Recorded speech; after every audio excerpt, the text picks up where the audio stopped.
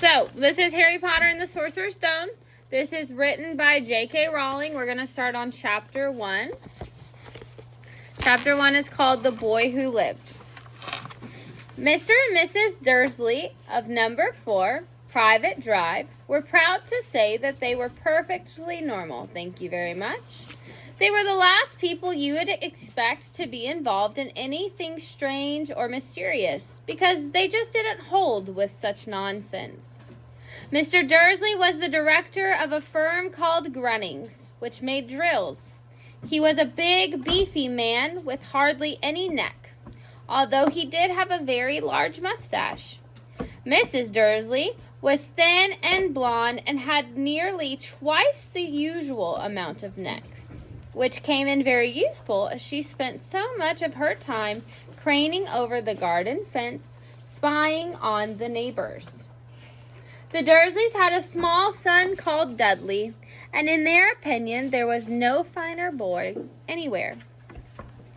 The Dursleys had everything they wanted, but they also had a secret, and their greatest fear was that somebody would discover it. They didn't think they could bear it if anybody found out about the Potters. Mrs. Potter was Mrs. Dursley's sister, but they hadn't met for several years. In fact, Mrs. Dursley pretended she didn't even have a sister, because her sister and her good-for-nothing husband were as un-Dursley-ish as it was possible to be. The Dursleys shuddered to think what the neighbors would say if the Potters arrived in the street. The Dursleys knew that the Potters had a small son too, but they had never seen him. This boy was another good reason for keeping the Potters away. They didn't want Dudley mixing with a child like that.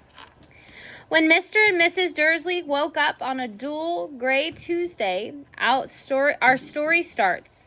There was nothing about the cloudy sky outside to suggest that strange and mysterious things would soon be happening all over the country. Mr. Dursley hummed as he picked out his most boring tie for work, and Mrs. Dursley gossiped away happily as she wrestled a screaming Dudley into his high chair. None of them noticed a large, tawny owl flutter past the window. At 8:30, Mr. Dursley picked up his briefcase, pecked Mrs. Dursley on the cheek, and tried to kiss Dudley goodbye, but missed, because Dudley was now having a tantrum and throwing his cereal at the walls. "You little tyke," chortled Mr. Dursley as he left the house. He got into his car and backed out of Number 4's drive. It was on the corner of the street that he noticed the first sign of something peculiar. A cat reading a map. For a second, Mr. Dursley didn't realize what he had seen. Then he jerked his head around to look again. There was a tabby cat standing on the corner of Private Drive, but there wasn't a map in sight. What could he have been thinking of? It must have been a trick of the light. Mr. Dursley blinked and stared at the cat, and it stared back. As Mr. Dursley drove around the corner and up the road, he watched the cat in his mirror. It was now reading the sign that said Private Drive. No, looking at the sign. Cats couldn't read maps or signs. Mr. Dursley gave himself a little shake and put the cat out of his mind. As he drove toward the town, he thought of nothing except a large order of drills he was hoping to get that day. But on the edge of town, drills were driven out of his mind by something else. As he sat in the usual morning traffic jam, he couldn't help noticing that there seemed to be a lot of strangely dressed people about. People in cloaks. Mr. Dursley couldn't bear people who dressed in funny clothes, the get-ups you saw on young people. He supposed this was some stupid new fashion. He drummed his fingers on the steering wheel, and his eyes fell on a huddle of these weirdos standing quite close by. They were whispering excitedly together. Mr. Dursley was enraged to see that a couple of them weren't young at all. Why, that man had to be older than he was, and was wearing an emerald green cloak. The nerve of him! But then it struck Mr. Dursley that this was probably some silly stunt. These people were obviously collecting for something.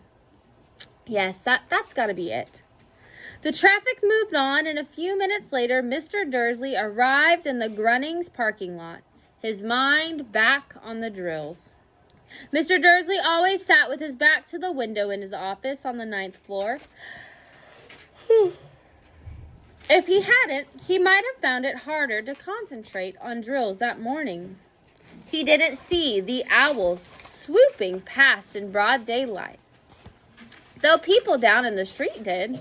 They pointed and gazed open-mouthed as owl after owl sped overhead. Most of them had never seen an owl, even at nighttime. Mr. Dursley, however, had a perfectly normal, owl-free morning. He yelled at 5 different people. He made several important telephone calls and shouted a bit more. He was in a very good mood until lunchtime, when he thought he'd stretch his legs and walk across the road to buy himself a bun from the bakery. He'd forgotten all about the people in cloaks until he passed a group of them next to the baker's. He eyed them angrily as he passed. He didn't know why, but they made him uneasy. This bunch were whispering excitedly, too, and he couldn't see a single collecting tin. It was on his way back past them, clutching a large donut in a bag, that he caught a few words of what they were saying. The Potters? That's right, that's what I heard. Yes, their son, Harry. Mr. Dursley stopped dead, and fear flooded him. He looked back at the whispers as if he wanted to say something to them, but he thought better of it. He dashed back across the road, hurried up to his office, snapped at his secretary not to disturb him, seized his telephone, and had almost finished dialing home number when he changed his mind. He put the receiver down and stroked his mustache, thinking, No, this is stupid. Potter wasn't as such a unusual name. He was sure there was lots of people called Potter who had a son named Harry. Come to think of it, he wasn't even sure his nephew was called Harry. He'd never even seen the boy. It might have been Harvey or Harold. There was no point in worrying. She always got so upset at any mention of his sister. He didn't blame her if he'd had a sister like that. But all the same, those people in cloaks. He found it a lot harder to concentrate on drills that afternoon, and when he left the building at 5 o'clock, he was still so worried that he walked straight into someone just outside the door. Sorry, he grunted as the tiny old man stumbled and almost fell. It was a few seconds before Mr. Dursley realized that the man was wearing a violet cloak.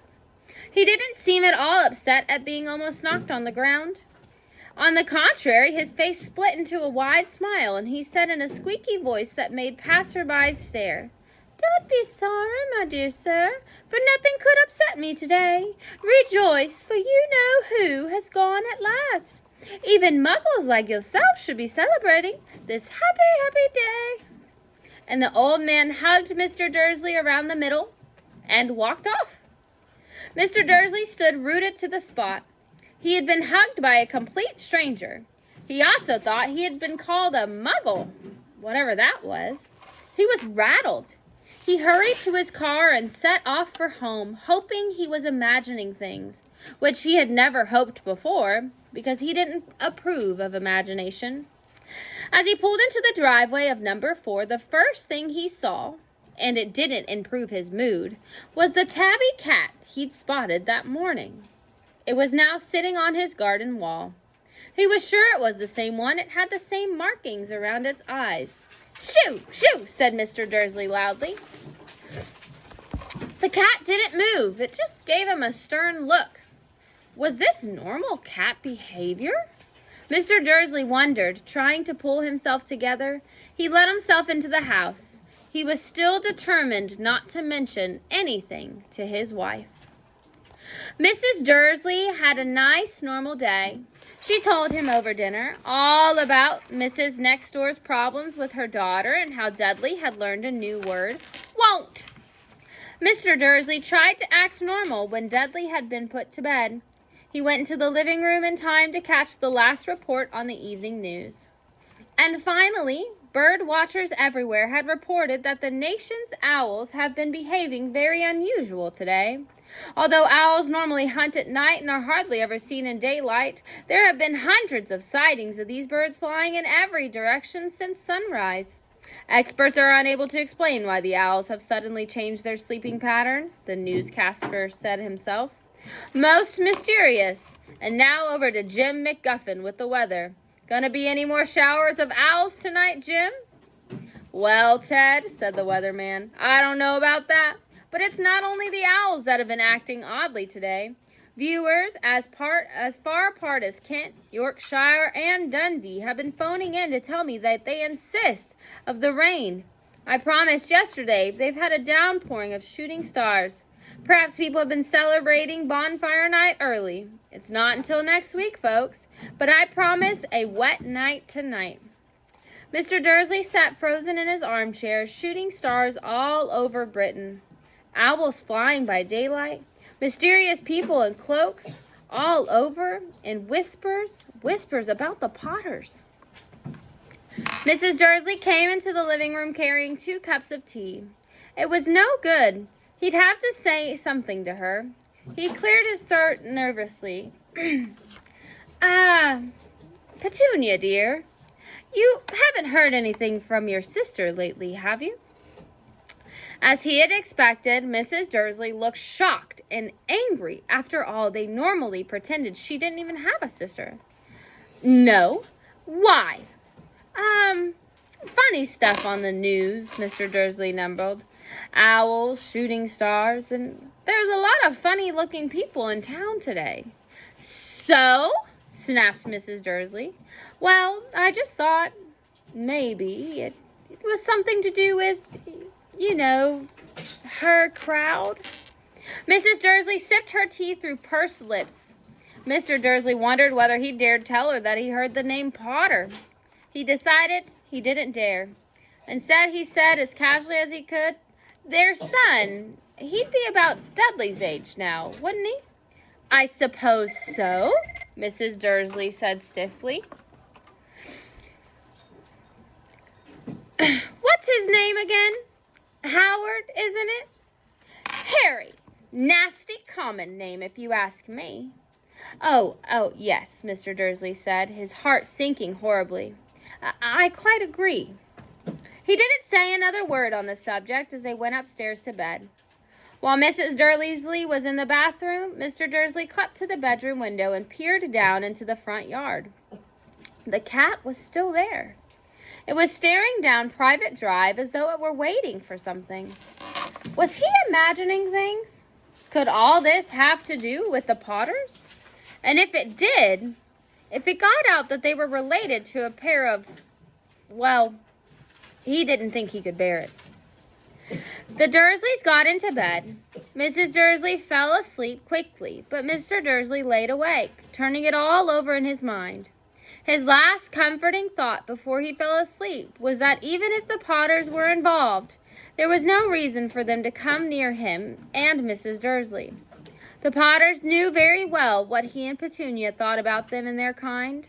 He couldn't see how he and Petunia could get mixed up in anything that might be going on. He yawned and turned over. It couldn't affect them.